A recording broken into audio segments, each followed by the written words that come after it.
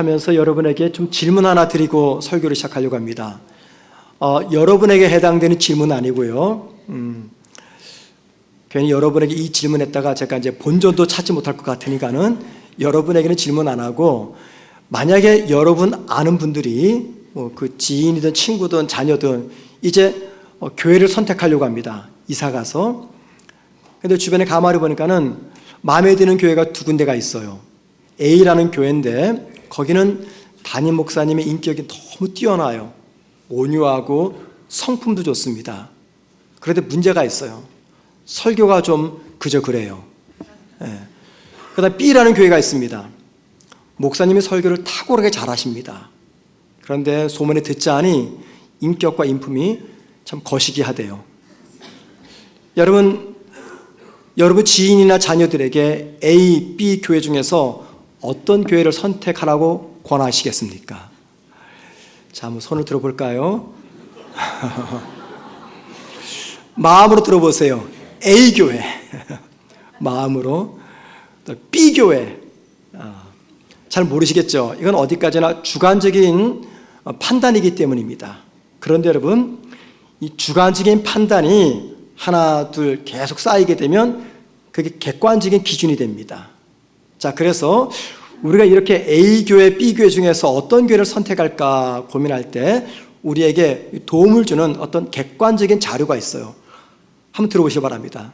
1998년부터 2023년까지 한국 사람의 종교 생활과 의식을 조사한 보고서가 있습니다. 그 책 제목이 한국 기독교 분석 리포트라고 합니다. 굉장히 두꺼워요. 그렇지 않겠습니까? 99년부터 2003년까지 설문조사한 결과니까 이렇게 두꺼워요. 그 책에 보면은 이런 질문의 항목이 있습니다. 귀하가 출석하는 교회를 선택한 가장 중요한 이유가 무엇입니까? 물어보았어요. 교회를 선택한 가장 중요한 이유. 자, 그랬더니 응답자 중 21.9%가 목사님의 설교 내용이 좋아서 이 교회를 선택했다라고 답을 했습니다. 그런데 여러분, 1998년부터 2012년까지 그 당시 기독교인들이 교회를 선택했던 가장 중요한 이유는요, 접근성이었습니다. 그러니까 집에서 가장 가까운 곳에 있는 교회를 선택하는 것이 가장 좋았어요. 그러다가 이제 2013년부터 10년 동안 이게 바뀝니다. 1위가 뭐냐면 목사의 설교가 되었습니다. 목사의 설교만 좋으면 아무리 멀어도 그 교회를 찾아가는 거죠. 목사의 설교만 좋으면 목사 인격이 좀 그래도 그 교회에 등록하는 겁니다. 그러니까는 우리 개신교인들에게 이 목사의 설교가 얼마나 중요한 위치를 차지하는가를 보여주는 통계조사입니다. 자, 이러한 객관적인 기준을 보면은 A 교회를 추천할 것인가, B 교회를 추천할 것인가 어느 정도 답이 나오지 않았나 생각을 합니다. 여러분 저를 생각하지 말아주세요. 오늘 우리가 살펴보는 오늘 본문이 이런 이야기에 관한 어느 정도 답을 알려주는 말씀입니다. 사실 성경은요, 이런 상황 속에서 A 교회를 선택해라, B를 선택해라, 직접적인 답은 알려주지 않아요. 하지만 이런 상황 속에서 어떤 선택과 판단을 할지 우리에게 여러 가지 어떤 기준들은 제시해 줍니다. 오늘 말씀이 그런 기준 중에 하나가 될 겁니다. 자, 지난주에 우리가 살펴보았지만 안디옥에 살았던 유대인과 이방인들의 지정의가 변해서 이제 예수를 믿게 되었다라고 말합니다. 그리고 그것은 하나님의 은혜의 결과였다라고 지난주에 말씀을 드렸어요. 이 말은 무슨 말이냐면 하나님의 은혜가 그들에게 임함으로 그들의 지정의가 변해서 예수를 믿게 되었다, 그 말이죠. 그럼 여러분 이제 궁금한 점이 생깁니다. 그들에게 임했던 하나님의 은혜가 어떻게 임했느냐라는 겁니다. 하나님의 은혜가 어떻게 임했길래 그들의 지정의를 변화시켰는가라는 것이죠. 오늘 본문 19절 말씀 보면은요, 흩어진 성도들이 전하는 이 말씀을 통해서 은혜가 임했다라고 말합니다. 그리고 20절에서는 그 말씀을 가리켜서 예수님이라고 말하고요. 21절에서는 말씀을 전할 때 주의 손이 함께 했다라고 말합니다. 여러분, 흩어진 성도들이나 바나바가 말씀을 전할 때 주의 손이 함께 했다. 이게 무슨 의미일까요? 사람들에게 임했던 하나님의 은혜가 전도자들이 전하는 하나님의 말씀을 통해서 임하게 되었다, 그 말입니다. 주의 손은 하나님의 은혜죠. 주의 손이 말씀을 전할 때 함께 있다, 그 말은 사람들이 복음을 전할 때 그 말씀 속에 하나님의 은혜가 함께함으로 유대인과 이방인들의 지정의를 변화시켰다, 그 말입니다. 하나님은 우리들에게 은혜를 베푸시는데 다양한 방법을 사용하십니다.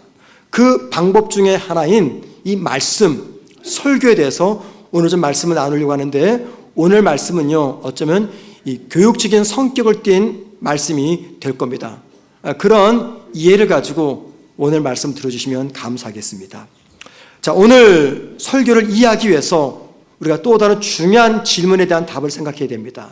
여러분, 왜 하나님이 말씀을 통해서 우리에게 은혜를 주시고 말씀을 통해서 우리의 지정의를 변화시키는 것입니까? 왜 꼭 하나님의 말씀이만 되는 것입니까? 이 질문에 답을 하기 위해서 하나님의 대표적인 속성 두 가지를 생각해야 합니다. 첫째는 하나님의 초월성입니다. 하나님의 초월성. 여러분, 하나님의 초월성이란 무엇을 말할까요? 하나님은 하나님이 창조한 모든 것들을 뛰어넘는 존재라는 것입니다. 이 말은 하나님이 창조하신 창조계에 붙들려 있는, 혹은 창조계에 포함되어 있는, 창조계에만 머물러 있는 그런 존재가 아니라 하나님이 직접 창조하신 그 창조계에 뛰어넘는 분이다. 이걸 하나님의 초월성이라고 이야기합니다. 이 말은 무슨 말이냐면, 하나님이 시간, 공간, 물질 같은 인간들이 경험하는 것들로부터 구별되고 초월되어 있다, 그 말입니다. 한마디로 하나님은 인간의 삶으로부터 멀리 떨어져 있다, 그 말이죠. 그래서 시편 113편 4절과 5절은 하나님의 이 초월성을 이렇게 기록해 놓았습니다. 여호와는 다른 나라보다 높으시며 그의 영광은 하늘보다 높으시도다. 여호와 우리 하나님과 같은 이가 누구리요? 높은 곳에 앉으셨으나, 높은 곳에 앉았다. 이게 어떤 장소적인 개념이 아닙니다. 인간의 삶으로부터 초월해 계시다, 그 말이죠. 그래서 하나님의 초월성을 기억하셔야 됩니다. 자, 그렇다면 여러분, 두 번째 속성은 뭘까요? 하나님의 내재성입니다. 내재성.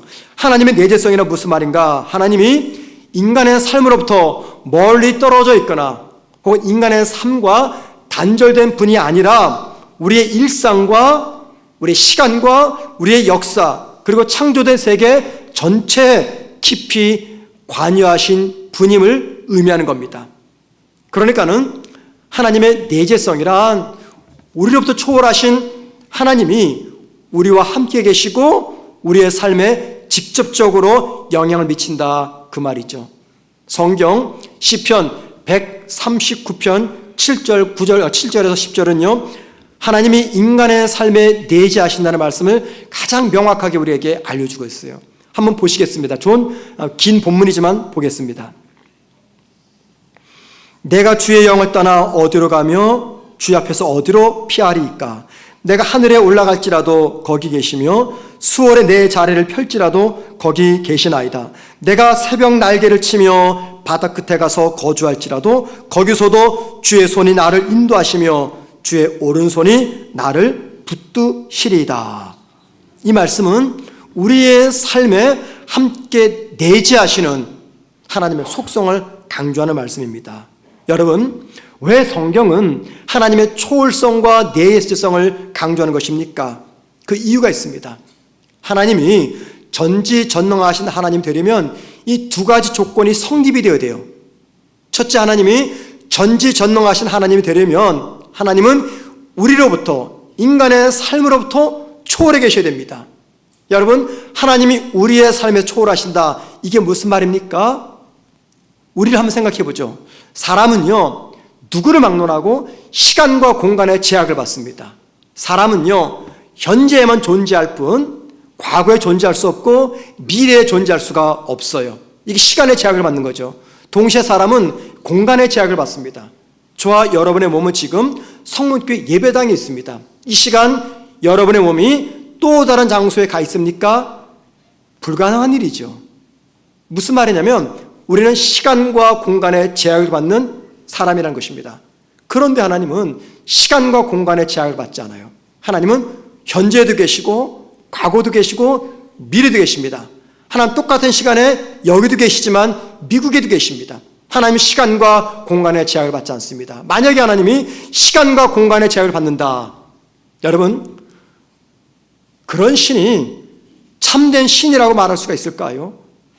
만약에 하나님이 사람처럼 시간과 공간의 제약을 받는다, 사람과 별반 다를 바 없습니다. 그래서 하나님이 전지전능하신 하나님이라면 시간과 공간을 초월하는 초월적 하나님이 되셔야 됩니다. 두 번째, 하나님이 전지전능하신 하나님 되려면 우리의 삶으로부터 초월해 계실 뿐만이 아니라 동시에 우리의 삶에 내재하셔야 됩니다. 자, 한번 생각해 보세요. 만약에 하나님이 인간의 삶으로부터 초월만 하시는 분이라면 어떤 문제가 벌어질까요? 만약 하나님이 인간으로부터 초월하여 계시고 인간의 삶에 내재하지 않는다면 하나님이 어떻게 인간이 당하는 고통과 상처와 슬픔과 괴로움을 이해하며 통감하시겠습니까? 여러분, 하나님이 재수생의 서글픔을 이해하실까요?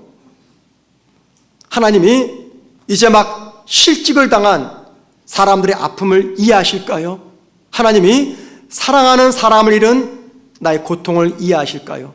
만약에 하나님이 우리로부터 초월해만 계시는 분이라면 절대 이해하지 못합니다. 초월하시는데 어떻게 알아요? 모르죠. 알 수가 없습니다. 그리고 하나님이 인간으로부터 초월해만 계신다면요, 당신의 이름을 부르면서 도움을 요청하는 인간들에게 그 어떤 도움도 주지 못하십니다. 어떻게 당신을 사랑하는 성도들과 접촉할 수가 있겠습니까? 인간의 삶으로부터 초월하고 있는 하나님이 인간의 삶에 관여하시고 간섭하시고 인간의 슬픔과 고통을 이해하시고 하나님께 드리는 인간의 기도에 응답하려면 인간의 삶으로 내려오셔서 인간과 함께 인간의 삶에 내재하셔야 됩니다. 그래서 하나님이 전지전능하신 하나님 되려면 초월적인 하나님과 동시에 내재하셔야 됩니다. 그럼 여기에 우리 또 하나 질문이 생깁니다.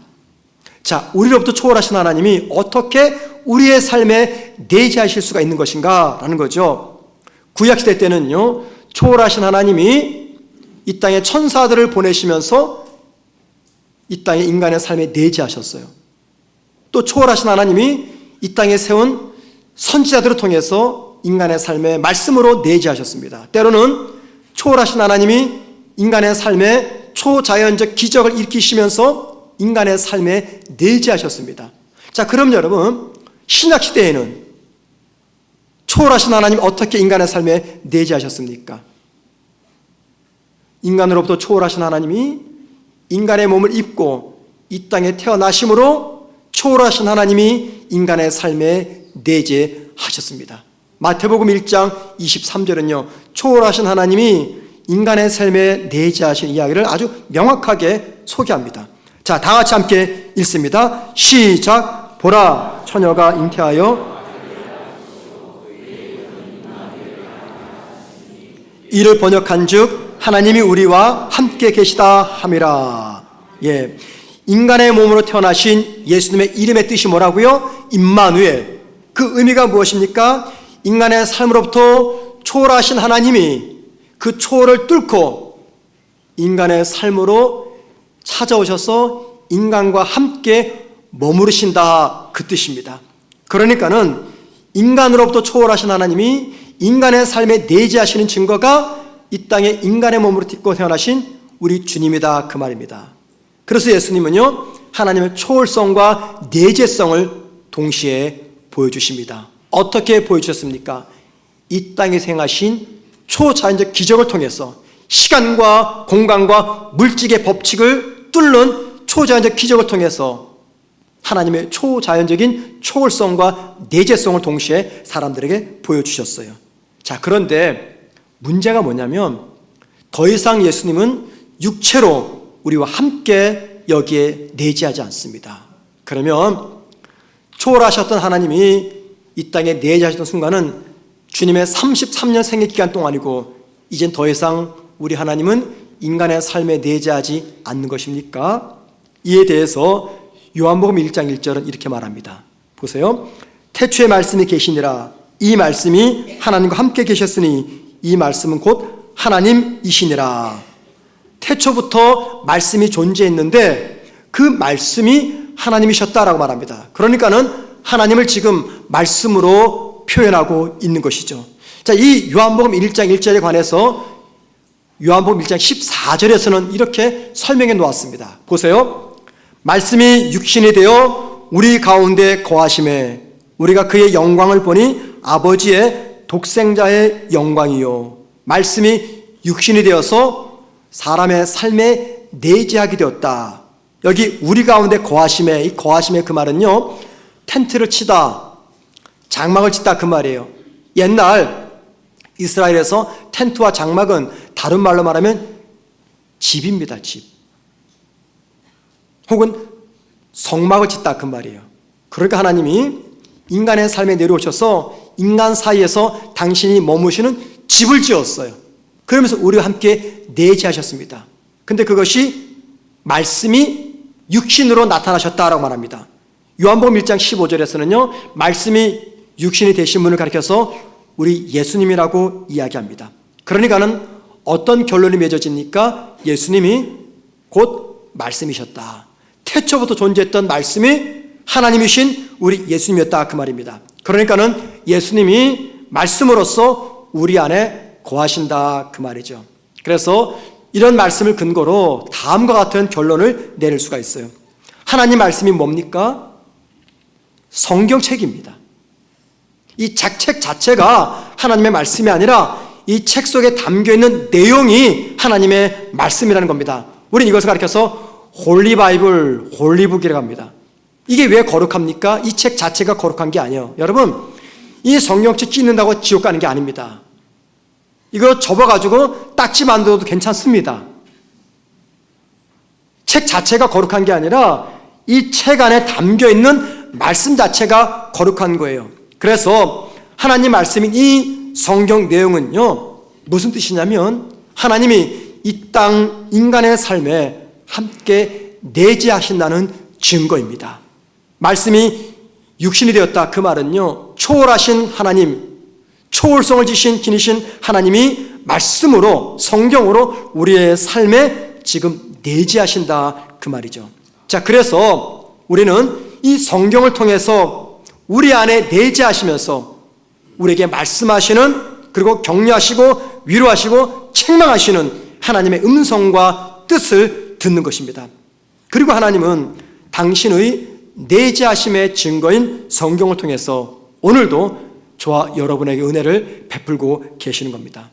바로 이 이유가 말씀을 통해서 우리의 지, 정, 의가 변화되는 이유입니다. 그리고 바로 이 이유가 우리가 성경을 사랑하고 성경을 가까이 대하고 성경을 그 무엇보다도 소중히 생각해야 되는 이유입니다. 그리고 바로 이 이유가 우리가 신비한 환상이나 체험이나 다른 사람들의 간증보다도 성경을 더 가까이 접해야 되는 이유입니다. 자, 이런 의미에서 볼 때 안디옥에서 유대인들과 이방인들이 주님께 돌아올 수 있었던 이유, 그게 무엇 때문입니까? 초월하신 하나님이 말씀으로 이 땅에 내재하셔서 그들의 지정의를 변화시켰기 때문입니다. 우리가 언제든지 내 삶에 내재하시는 하나님을 만날 수 있는 방법, 또 우리가 언제든지 우리 삶에 내재하시는 하나님의 음성을 들을 수 있는 방법은요, 성경 말씀입니다. 언제든지 펴서 묵상함으로 내 삶에 내재하시는 하나님을 만날 수가 있습니다. 또한 설교자들 전하는 설교를 통해서도 내 삶에서 내재하시면서 나에게 말씀하시고 나를 변화시키는 하나님을 볼 수가 있고 하나님의 말씀을 들을 수가 있는 것입니다. 여러분, 하나님의 내재하심의 증표인 이 성경은요, 단지 우리에게 구원의 길만 알려주지 않습니다. 구원받은 이후 내가 어떻게 하면 영적 성장의 삶을 살아갈지 그 방법도 알려줍니다. 디모데후서 3장 15절 16절 말씀입니다. 또 어려서부터 성경을 알았나니 성경은 능히 너로 하여금 그리스도 예수 안에 있는 믿음으로 말미암아 구원에 이르는 지혜가 있게 하느니라. 모든 성경은 하나님의 감동으로 된 것으로. 이게 무슨 말입니까? 성경은 하나님의 임재의 상징, 하나님의 내주하심의 상징이다, 그 말입니다. 계속 보세요. 교훈과 책망과 바르게 함과 의로 교육하기에 유익하니. 성경의 역할을 말하죠. 교훈, 책망, 바르게 함, 의로 교육함. 이게 무슨 말입니까? 말씀이 성도를 변화시키며 말씀이 성도를 훈련시키며 말씀이 성도를 성수시키는 가장 확실한 축복과 은혜의 통로다, 그 말입니다. 물론 저와 여러분은요, 신앙 성장을 위해서 오직 하나님 말씀만 필요하다라고는 말할 수가 없어요. 왜냐하면 우리의 신앙의 성장을 위해서는 말씀 외에도 다양한 도구들이 있습니다. 찬양이 있고요, 또 교제가 있습니다. 셀이라고 하는 소그룹 모임이 있습니다. 또 봉사를 통해서도 내 믿음이 성장을 합니다. 또는 누군가의 간증을 통해서, 또는 복음을 잘 전해주는 영화, 드라마, 연극 같은 기독교 문화를 통해서도 우리의 신앙은 성장되고 성숙해집니다. 그런데 여러분, 꼭 기억할 것이 있어요. 이런 것들은 절대 신앙의 본질이 될 수가 없다는 겁니다. 또 이런 것들은 은혜의 방편이 될 수도 없다는 거예요. 1990년대 당시 한국교회는요, 열린 예배 혹은 구도자 예배, 이런 예배가 유행이었습니다. 그 예배가 조금씩 변화되면서 현재 한국교회에 많은 예배의 변화 형태를 안겨주었습니다. 그때 1990년대 많은 교회들이 열린 예배니 구도자 예배니 하면서요, 설교보다도 연극이나 드라마나 연극 같은 것을 많이 보여줬습니다. 혹은 설교는 해도 한 5분 정도만 하고 나머지는 다 드라마, 간증 이런 것들로 설교 시간을 메꿨습니다. 그 이유는 설교는 너무 딱딱하고 지루하니까는 구도자들에게는 오히려 좀 복음을 쉽게 전할 수 있는 복음이 담긴 영화, 드라마, 간증 이런 게 더 유익하다 그랬던 거죠. 당시 저는 부목사였습니다. 저는 개인적으로 설교 시간에 설교를 대신해서 연극을 한다거나 영화를 보여준다거나 간증을 한다거나 굉장히 싫어하는 목사입니다. 근데 부목사다 보니 담임 목사님의 목회 방침에 따라서 제가 그 일을 맡아서 진행하게 되었습니다. 할 때마다 솔직히 마음은 편하지 않았습니다. 왜냐하면 제 신앙의 신념과는 맞지 않는 일이었기 때문이죠. 자, 그러다가 제가 이제 영국으로 유학을 가서 1997년도 어느 신학대학원에서 신학 석사과정을 공부하게 되었습니다. 그때 그 대학의 신학부 학장님이 수업을 진행했는데 과목이 현대신학이었습니다. 그분은 누구냐면 영국의 유명한 설교자였던 마틴 로이드 존스 목사님의 수제자였습니다. 수제자. 자, 그분이 가르치는 현대신학 시간에 제가 수업에 들어서 그 교수님에게 한국적 상황을 설명했어요. 지금 한국교회가 이렇다. 열린 예배, 구도자 예배. 그러면서 제가 질문을 드렸어요. 당신은 예배 중 설교를 대신해서 연극을 하거나 영화를 보거나 드라마를 보여주거나 간증을 하는 것을 어떻게 생각하느냐 물어보았어요. 그랬더니 그분이 1초도 생각하지 않고 그 즉석 저에게 답을 알려줬어요. 한 단어를 말해주었습니다. 러비쉬. 러비쉬가 뭔지 아십니까? 쓰레기, 그 뜻이에요. 쓰레기. 굉장히 과격한 대답이었습니다. 러비쉬. 그걸로 끝이었습니다. 여러분, 그분의 생각은 어떤 생각입니까? 설교 시간은 하나님 말씀을 전하는 시간이고, 하나님 말씀은 말씀 그 자체로 하나님의 뜻과 계시를 충분히 전달할 수 있기 때문에 그 무엇으로도 말씀을 대신할 수 없고, 그 무엇으로도 말씀의 완전성을 충족시킬 수 없다, 그 말입니다. 말씀 그 자체로 하나님의 말씀이기 때문에 된다는 거예요.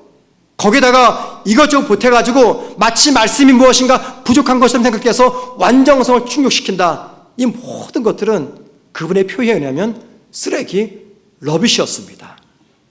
저는요, 개인적인 간증을 별로 좋아하지 않습니다. 여러분, 저는 아직까지 한 번도 우리 교회 와서 간증자를 세워본 적이 없어요. 앞으로도 그럴 겁니다. 내년 가을 음악회 때 우리가 초청할 가수가 정해졌습니다. 근데 그분은 간증 겸 찬양을 한다는 이야기를 듣고 제가 전화할 거예요. 가급적이면 간증하라 하지 마시고 그냥 찬양만 들려주세요. 왜 제가 간증을 별로 좋아하지 않냐면은 이게 나빠서가 아니라 자칫 잘못하면 간증이 우리에게 잘못된 신앙의 오염을 시키기 때문입니다. 간증이 뭡니까? 대단히 주관적인 체험이죠. 그리고 간증을 하는 사람들의 삶은요, 언제든지 변할 확률이, 가능성이 높다는 것입니다. 간증자의 간증이 참 은혜로워요. 그런데 여러분, 아무리 은혜로워도 간증자의 간증이 저와 여러분의 신앙생활의 표준이 될 수가 없다는 거예요. 간증자가 체험한 하나님의 은혜는 그 사람만을 위한 은혜지, 그 은혜가 어찌 모든 사람들이 보편적으로 느낄 수 있는, 체험할 수 있는 은혜가 되겠습니까? 만약에 누군가가 불치병에 걸렸어요. 그런데 하나님의 은혜로 병이 다 고침받았습니다. 그런 간증을 들을 때면 은혜는 됩니다. 은혜는 되지만 그 간증을 듣는 모든 성도들에게 그 은혜가 동일하게 적용된다는 것은 아닙니다. 또는 예수 믿기 이전에 허랑방탕하게 살았어요. 근데 예수 믿고 나서 변했습니다. 그 변화된 삶을 간증하는데 대단히 위험해요. 왜 위험할까요? 그 사람이 언젠가 또 어떻게 변할지 모르기 때문입니다. 개인의 간증을 신앙생활의 표준으로 생각하고 신앙 간증자의 간증을 하나님의 말씀과 동등한 위치에 올려놓는다면 언젠가 신앙의 큰 위기를 맞이하게 될 겁니다. 하나님, 왜 나한테는 저런 은혜 주지 않으세요? 저 사람은 불치병도 고쳤고, 저 사람은 재물의 복도 받았는데, 저 사람은 자식의 복도 받았는데 왜 나한테는 이 은혜 주지 않으세요? 마치 그 간증자가 체험한 그 은혜가 보편적인 은혜의 기준처럼 내가 생각하기 때문입니다. 한국에서 이름만 되면 알만한 교회가 1년이면 약 20일씩 간증 집회를 합니다. 저는 개인적으로 정말 마음에 안 들어요. 그 간증집 이름조차도 그 간증집의 성격과는 너무나 달라요. 그런데 거기에 참석했던 한 목사님을 제가 만난 적이 있었습니다. 그 간증집에 참석해서 간증했던 목사님. 그분은 정말 설교하고 싶었대요. 그런데 거기서 신신당부하기를 설교하지 말고 간증해달라고. 물론 그럴 수 있어요. 그런데 여러분, 설교자가 설교하지 않고 간증을 한다. 그리고 제발 설교하지 말고 간증해달라. 왜냐하면 목사는 어딘가 서면 항상 습관적으로 설교를 하기 때문이죠. 간증해달라고. 위치가 바뀐 겁니다. 저는 여러분들이 너무 심하게 신앙훈련 프로그램을 따라다니지 말고 너무 심하게 다른 사람의 간증에 집착하지 않았으면 좋겠습니다. 왜냐하면 자칫 잘못하면 그 과정 속에서 가장 중요한 신앙의 본질을 놓치기 때문입니다. 초월하신 하나님이 우리의 삶에 내재하시면서 우리에게 당신의 사랑과 위로와 격려와 당신의 뜻을 전달하는 가장 확실한 방법, 그게 뭡니까? 하나님 말씀입니다. 그렇기 때문에 하나님 말씀을 듣는 그 자리를 그 무엇보다 소중하게 생각하며 잃어버리지 마셔야 됩니다. 교회에서 진행하는 다양한 신앙훈련 프로그램에 참여할 수 있습니다. 이게 나쁘다는 게 아니에요. 다른 사람의 간증 듣는 거 나쁘다는 게 아닙니다. 그러나 신앙훈련 프로그램에 참석을 하되 신앙 간증을 듣되 내재하시는 하나님의 말씀이 선포되는 이 예배 자리를 가장 소중하게 생각하며 지키셔야 된다는 것입니다. 성도들 가운데 정말 안타까운 문제가 뭔지 아십니까? 셀 모임은 참석해요. 그런데 예배는 참석하지 않아요. 셀 모임은 한 달에 한 번이든 한 달에 두 번은 참석합니다. 그런데 예배 시간은 참석하지 않아요. 여러분, 그렇게 해서 어떻게 내 삶에 내재하시는 하나님의 역사와 일하심을 경험할 수가 있겠습니까? 이런 설교를 듣게 되면 여러분 가운데 분명히 이렇게 말하고 싶은 분들이 계실 거예요. 여러분 표정 속에서 제가 읽을 수가 있습니다. 목사님, 예배 중 전해주는 말씀이 은혜로 와야지 내가 신앙훈련 프로그램이나 신앙 간증에 집착하지 않죠. 단 한 번만이라도 나의 가슴이 뜨거워지는 이 말씀을 좀 전해주세요 라는 표정을 제가 볼 수가 있을 것 같아요. 여러분 그렇게 말씀하고 싶으시죠? 목사님, 그러면은 은혜로운 설교 한번 전해보세요. 그럼 제가 간증 안 듣습니다. 신앙훈련 프로그램 참석하지 않습니다. 거기에 목매지 않습니다. 제가 그러면 예배 참석할 겁니다. 이렇게 말씀하시는 분들, 이렇게 생각하시는 분들 저는 충분히 이해합니다. 왜냐하면 제 마음속에는요, 솔직히 항상 여러분을 향한 미안한 마음이 가득 차 있기 때문입니다. 저도 제 설교가 마음에 들지 않아요. 단 한 번도 설교를 준비하고 마음에 들었던 적 한 번도 없습니다. 늘 설교를 준비 끝나고 나면 제 자신에게 화가 나요. 왜 이것밖에 준비 못했는가? 더 잘할 수 있었을 텐데, 다른 시간 줄여서라도 더 잘 준비할 텐데, 제 자신에게 화가 나기 때문에 이 설교를 듣는 여러분들은 오죽할까? 이런 생각이 듭니다. 저도 제 설교에 능력이 있고 권세가 있어서 단 한 번의 설교를 해도 여러분의 지정의가 변하고, 한 번의 설교를 통해서 여러분이 만난 인생의 고난, 환난을 극복할 만한 은혜 받기를 원합니다. 그런데 이게 제 뜻대로 안 돼요. 열심히 노력해도 잘 안 됩니다. 그런데 여러분, 이런 고민이 저만의 고민이 아니라 모든 설교자들의 고민입니다. 그리고 여러분이 제 설교를 들을 때 느끼는 이 답답한 마음, 여러분만 느끼는 것이 아니라 모든 성도들이 느끼는 마음입니다. 솔직히 처음 듣는 설교자의 설교, 어쩌다 한번 듣는 설교가요, 매일 듣는 담임 목사의 설교보다 더 신선하고 은혜로운 것은 사실입니다. 그건 저도 압니다. 왜냐하면 아무리 은혜롭고 좋은 설교도요, 계속 듣다 보면은 그 설교에 적응이 되기 때문에 이게 좋은지 나쁜지 그 설교에 큰 감동을 받지 못합니다. 여러분, 제가 이래봬도 다른 교회가 설교하면요, 그 괜찮아요, 반응이. 어쩌다 한번 하기 때문에 그 괜찮아요. 그런데 매일 듣는 설교가 아무리 좋아도요, 시간이 지나면 이 적응이 되기 때문에 감동이 없어요.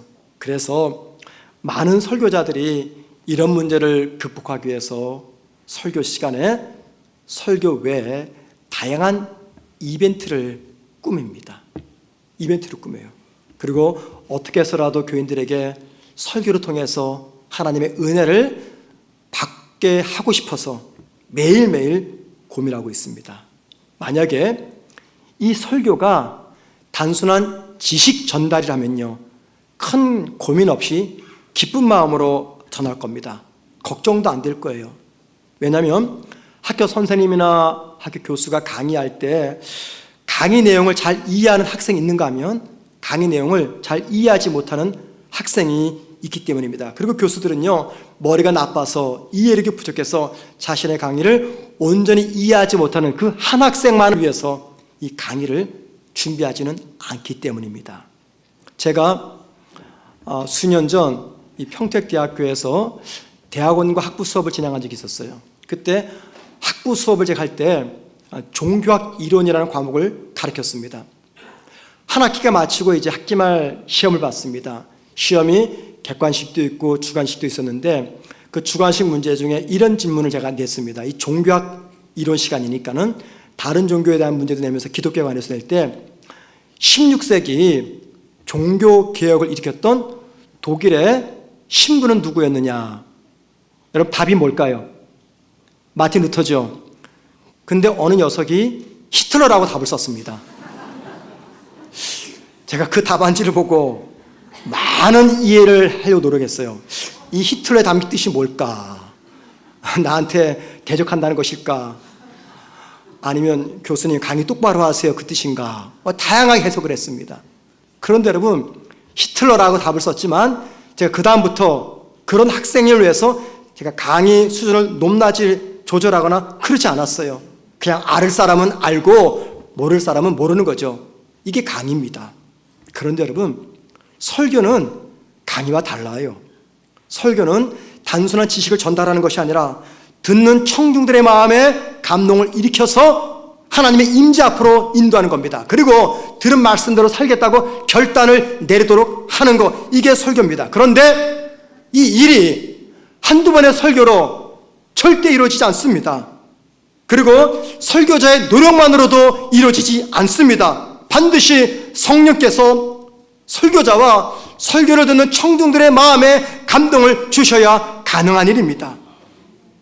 그래서 여러분 저는 오늘 말씀을 묵상하면서 설교자인 저와 이 설교를 듣는 여러분들에게 큰 위로가 되는 한 말씀을 발견했어요. 오늘 본문 23절 말씀 보시기 바랍니다. 이렇게 말합니다. 그가 이르러 하나님의 은혜를 보고 기뻐하여 모든 사람에게 굳건한 마음으로 주와 함께 머물러 있으라 권하니. 이 23절 맨 끝부분 권하니, 이 말씀을 주목하세요. 바나바가 예수 믿게 된 초신자들에게 말씀으로 열심히 권면했다 그 말이죠. 그런데 여러분 여기 권하니 이게 동사인데 시제가 과거도 아니고 현재도 아니고 미래가 아니라 미완료 과거 시제입니다. 헬라어 문법 시제는요 미완료 과거 시제가 있어요. 미완료 과거 시제는 아직 끝난 게 아닙니다. 과거에 내가 어떤 행동을 한번 했는데 이게 그것으로 끝난 것이 아니라 이것이 완성이 될 때까지 내가 계속해서 그 일을 반복하는 것, 이때 썼던 시제가 미완료 과거 시제입니다. 여러분 이게 무슨 말입니까? 바나바가 성도들에게 말씀으로 신앙의 권면을 하는데 이게 한두 번 하고 그친 것이 아니라 계속해서 했다는 것입니다. 계속해서 매일매일 했다는 것이에요. 생각해 보세요. 왜 사도 바나바가 왜 말씀의 권면을 한두 번 하지 않고 계속해서 한 것인가? 이유가 있습니다. 첫 번째, 하나님의 임재의 상징인 말씀을 자신이 제대로 전할 수 없는 부족함을 느꼈기 때문입니다. 자신이 한 번 전하는 말씀으로 사람들의 지정의가 변하지 않을 것을 알았기 때문입니다. 두 번째, 자신이 전하는 말씀을 듣고 성도들이 쉽게 변하지 않을 것을 알았기 때문입니다. 자신의 부족과 청중들의 완악하고 교만한 마음을 알았기 때문에 바나바는 쉬지 않고 계속해서 하나님 말씀을 전했던 겁니다.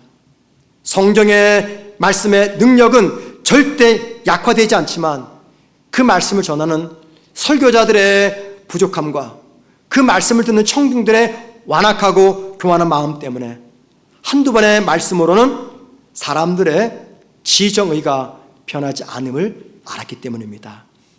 여기 권했다, 이 말은 저에게 큰 위로가 됩니다. 왜냐하면 사도였던 바나바도 한 번의 설교, 한 번의 신앙 교육으로 성도들을 변화시키지 못했고, 또 사도의 설교를 들었던 청중들도 한 번의 말씀을 듣고 변화되지 않았다면 나 같은 설교자야, 그리고 또 나 같은 설교자에게 설교를 듣는 우리 성도들이야 더하지 않겠는가, 이런 마음에 큰 위로가 되었습니다. 여러분, 목사의 설교 한번 듣고 목사의 신앙 권면 한번 듣고 성도가 변하면 얼마나 좋을까요? 전도자가 전하는 이 말씀 한번 듣고 불신자들이 주님께로 돌아오면 얼마나 좋을까요? 그런데 여러분, 사람은 절대 그렇게 쉽게 변하는 존재가 아닙니다. 쉽게 변하지 않습니다. 혹 여러분 가운데 누군가에게 복음을 전해보신 분이 계십니까?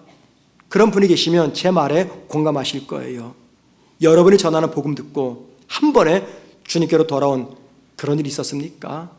그런 일이 있다면 정말 기적 중에 기적입니다. 우리의 지정의는요, 한두 번 듣는 말씀으로 절대 바뀌지 않습니다. 말씀을 들을 때는요, 감동도 있습니다. 기쁨도 있고요, 내가 들은 말씀대로 살아야지 결단도 하려고 합니다. 그런데 말씀을 듣는 그 자리를 떠나는 순간 말씀을 듣는 중에 경험했던 감동, 기쁨, 결심은요 다 사라지고 맙니다. 여러분들이 그래서 이렇게 생각할 수 있을 거예요. 그러면 쉽게 변화시키지도 못하는 설교, 전도, 신앙, 교육, 이거 왜 하는 겁니까? 사람들의 지정의를 변화시키지 못하는 설교를 또 하는 이유는, 계속해서 하는 이유는요, 다른 거 아닙니다. 여러분들이 잊지 않고 계속해서 기억하도록 하기 위함입니다. 잊지 않고 계속해서 기억하도록 하기 위함이에요.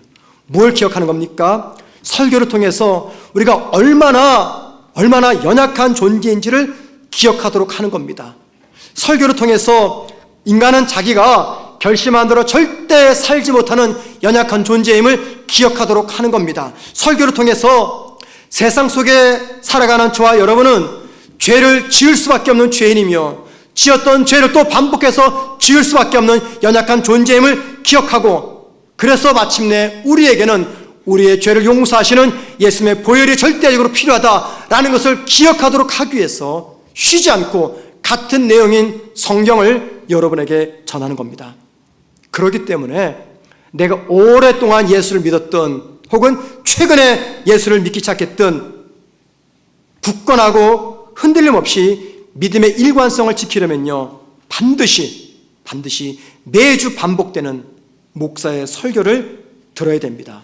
매일매일 성경을 읽고 묵상하셔야 됩니다. 왜냐하면 한두 번의 설교, 한두 번 읽은 성경으로는 내 삶이 변화되지 않기 때문입니다. 하나님 말씀인 성경이 무엇입니까? 우리로부터 초월하신 하나님이 내 삶에 내재하신다는 하나님의 임재의 증거입니다. 그리고 나를 돌보시고 나를 위로하시고 나를 세워주시는, 나를 변화시키는 하나님의 또 다른 모습입니다. 그렇기 때문에 성경과 말씀을 대하는 우리의 자세를 통해서 내가 얼마나 하나님을 사랑하고 내가 존귀하게 여기며 내가 얼마나 믿음을 지킬 수 있는지를 증명될 수가 있는 겁니다. 여러분 꼭 기억하십시다. 우리 마음이 설교 한두 번 듣고 변할 수 있는 그렇게 온유한 사람들이 아니라는 거예요. 하나님 말씀은 그 자체로 능력이 있지만 말씀을 전하는 설교자들의 연약함과 말씀을 듣는 청중들의 완악하고 교만한 마음 때문에 말씀의 능력이 제대로 전달되지 않을 수 있습니다. 이러한 이유들로 인해서 말씀을 통해서 하나님의 은혜를 누리지 못하니까 자꾸만 성도들이 비본질적인 것, 은혜의 방편이 아닌 기적, 초자연적 사건, 간증, 이런 것들을 듣는 자리만 머물고 있는 겁니다. 여러분, 은혜로운 설교, 탁월한 설교 한두 번 듣는다고 내가 변하는 게 절대 아닙니다. 매일 먹는 엄마의 집밥을 먹어야지 내가 건강하고 균형 잡히게 자라고 성장합니다. 특별한 설교를, 특별한 탁월한 설교를 특별한 시간에 특별한 장소에 듣는 것은요, 마치 특식을 먹는 것 같습니다. 특식 먹고는 절대 내가 건강하게 자랄 수 없어요. 여러분 자녀에게 매일 외식만 시켜보세요. 건강에 위기가 옵니다. 비록 맛은 없지만 어제 먹었던 김치찌개 오늘 또 먹지만 그것이 엄마의 집밥이기 때문에 엄마의 집밥을 통해서 내 건강을 지킵니다. 그것처럼 우리 교회에 저를 포함한 모든 교육자들의 설교가 많이 부족합니다. 왜 모르겠습니까? 저희들이 왜 모르겠어요? 너무 부족하고 연약합니다. 그래서 우리 교회 설교자들의 설교를 통해서 영적으로 충족이 안 되니까 여기 기웃거리고 저기 기웃거리고, 말씀으로 감동이 안 되니까는 어떤 신비한 체험을 따라가고 간증을 따라가는 여러분의 이 영적인 모습들을 제가 충분히 이해합니다. 왜냐하면 저를 포함한 우리 설교자들이 많이 부족하기 때문입니다. 하지만 여러분, 엄마의 집밥을 기억하십시다. 우리가 매일 먹는 엄마의 집밥을 통해서 이렇게 건강하게 자랄 수가 있었던 것처럼 매일 반복되는 성문교회 교육자들의 설교를 통해서 우리 모든 성도들의 신앙이 건강하고 균형 잡히게 자라기를 주님의 이름으로 축원을 드립니다.